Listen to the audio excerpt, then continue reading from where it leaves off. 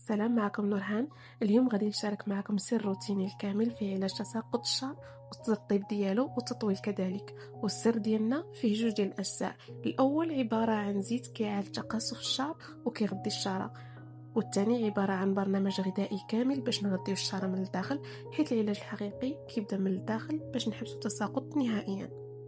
اول حاجه هي الماكله، خاصك تركزي على هاد العناصر 3 مرات في السيمانه. البطاطا الحلوه غنيه بالبيتا كاروتين، وكنرشوا عليها الزنجلان اللي غني بالنحاس وبالكالسيوم، وكنزيدوا معلقه ديال زرعه اليقطين اللي هو كنز ديال الزنك.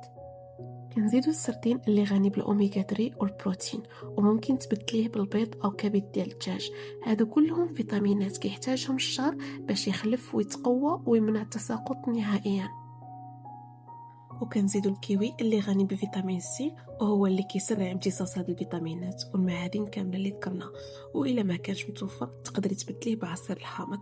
اما بلوبيري والعسل كان اضافه فقط، لو ما كانش متوفر ممكن ما ديريهمش. هاد الوجبة المتكاملة حاولوا تعتمدوها 3 مرات في الأسبوع كقاعدة أساسية.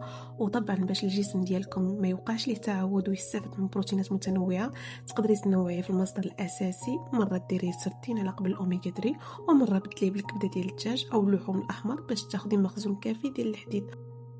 ودابا المرحلة الثانية، وهي الزيت اللي يغذي لنا الشعر من برا، واللي عبارة عن زيت بلدية بكر بدون ملح مع الأملاج والعظم ديال التمر. كنخلطوهم مع بعض ونحطوهم في مكان مظلم مدة 40 يوم قبل ما تستعمليه. وكديري لشعرك ساعتين قبل ما تغسليه. السبب اللي خلاني ما نصورش الوصفة هو ان المكونات ما بقاوش عندي، وهذا الزيت درته 6 اشهر تقريبا. هادشي اللي خلاني ندير فيديو حيت عطاتني نتيجة عجبتني بزاف. نتمنى تجربوا الوصفه، وشكرا حيت كملتوا الفيديو حتى الاخر. نبغيكم ديروا لي متابعه وجيم وتخليوا لي تعليق. كانت معكم نورهان، نهاركم مبروك.